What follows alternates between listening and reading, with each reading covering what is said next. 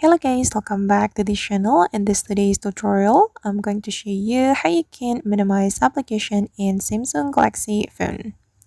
Okay, let's get into it guys. First of all, you need to open an application you want to minimize in your Samsung Galaxy phone. For example, I'm going to minimize my YouTube application, so I'm going to open my YouTube. Okay, and then we can click on this recent button, and then you can click on the icon of the application. I'm gonna click on my YouTube application since I want to minimize my YouTube, and then we can click on open in pop-up view. Okay, and as you can see that now this application or this YouTube application has been minimized, and I'm going to change the size. I'm going to make it smaller.